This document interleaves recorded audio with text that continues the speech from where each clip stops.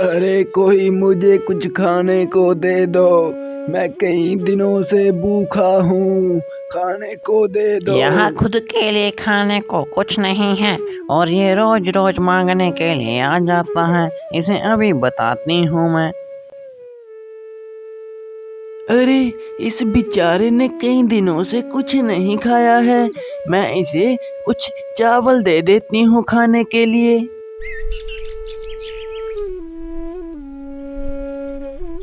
जब चीनी कबूतरी भिखारी को कुछ खाने के लिए चावल देने जाती है, पीछे ही उसकी सासू माँ आ जाती है। ये लो, ये कुछ चावल के दाने हैं, तुम ये खा लो, मेरे पास तुम्हें देने के लिए और कुछ नहीं है। अरे तुम्हारा बहुत बहुत शुक्रिया बहन, मैंने कितने दिनों से कुछ नहीं खाया था, बहुत बहुत शुक्रिया। भिखारी के इतना कहते ही वहाँ पर चीनी कबूतरी की सासू माँ आ जाती है। अरे बहू, घर में तो खाना कम पड़ जाता है और तू भिखारियों को बांट रही है। ये खाना तेरे बाप ने नहीं दिया, ये मेरे बेटे की मेहनत का है, मेरे बेटे की मेहनत का। तो घर चल, तुझे घर बताती हूँ। बबलू कबूतर की अभी अभी नई शादी हुई थी। उसकी पत्नी गरीबों को खाना खिलाना अपना कर्तव्य मानती थी, लेकिन उसकी सास ऐसा करने से उसे रोकती और डांटती भी थी।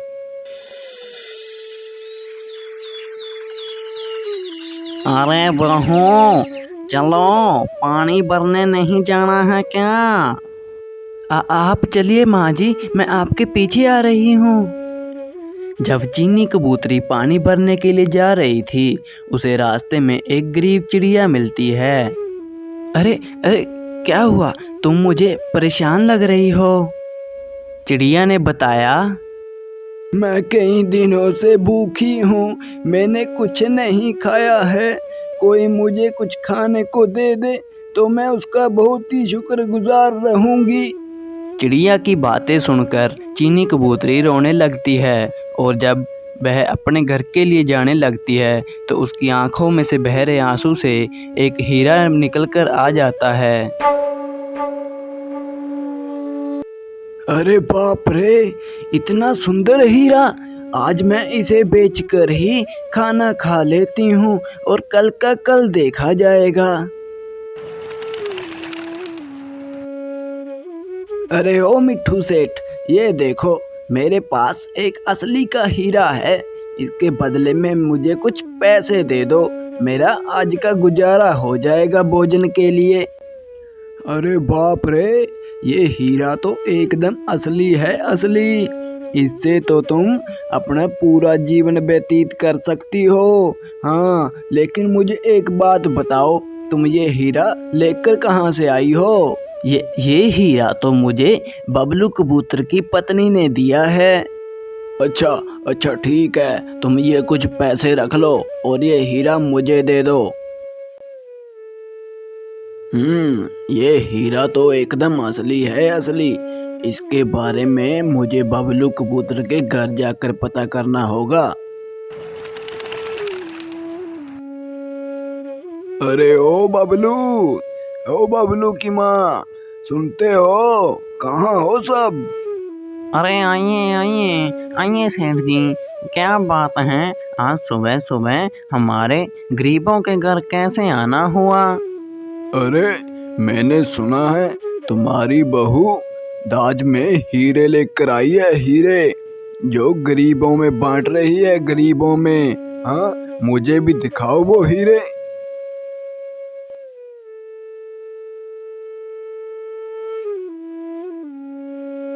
अरे क्या क्या क्या क्या बात कर रहे हो सेठ जी? ऐसा कुछ भी नहीं है, आपको किसी ने गलत राय दे दी है। अरे मुझे झूठ बोलकर तुम्हें क्या मिलेगा? मेरे पास एक भिखारी आया था, उसने मुझे बताया कि तुम्हारी बहू ने उसे हीरा दिया था, मुझे तुम हीरे दे दो और बदले में पैसे ले जाओ। हाँ। मिट्ठू सेठ के जाने के बाद चीनी कबूतरी के पास उसकी सास आती है। अरे बहू, मैंने सुना है तुम्हारे पास कोई हीरे हैं और जो तुम भिखारियों को बांट रही हो। मुझे सच सच बोलो। ऐसा कहकर चीनी कबूतरी से पूछने लगी। अरे नहीं माँ जी, आप ये क्या कह रही हैं? मेरे पास कोई हीरे नहीं है, मैं सच कह रही हूँ माँ जी। तू मुझे ऐसे नहीं बताएगी। चल मेरे साथ चल, तू तो अपने आप बताएगी। तू क्या, तेरा बाप भी बताएगा। हाँ चल मेरे साथ। उसकी सास चीनी कबूतरी को एक नदी के किनारे ले आती है। अब मुझे सच सच बता बहू, नहीं तो मैं तुझे इस नदी में धकेल दूंगी और यहीं पर डूब कर मर जाएगी तू। सच सच बता दे, हीरे कहाँ पर हैं? हाँ। अरे माँ जी, मेरा यकीन कीजिए, मेरे पास कोई हीरे नहीं हैं। मुझे नहीं पता उस भिखारी के पास हीरा कहाँ से आया। तभी चीनी कबूतरी की सासू माँ का पैर फिसलकर नदी में गिर जाती है। अरे कोई माँ जी को बचाओ, बचाओ, माँ जी डूब रही हैं, उन्हें कोई बचाओ, बचाओ। चीनी कबूतरी की आवाज़ें सुनकर एक उड़ती चिड़िया उसकी माँ जी को पानी में से निकाल लाती है। माँ जी आप ठीक तो हैं ना? अच्छा हुआ माँ जी, आपको कुछ नहीं हुआ। जब चीनी कबूतरी उसकी माँ के लिए रो रही थी, उसकी आंखों में से बहरे आंसू से हीरे बनकर नीचे गिरने लगे। बहू, मुझे सब समझ आ गया है। तुम जब किसी दूसरे के लिए रोती हो तो तुम्हारी आंखों में से हीरे निकलते हैं। हाँ माँ जी, मैं सच कह रही हूँ, मुझे ऐसा कुछ नहीं पता था। वे उन हीरों को मिट्ठू तोते को बेचकर गरीबों और भिखारियों को खाना खिलाने लगे थे।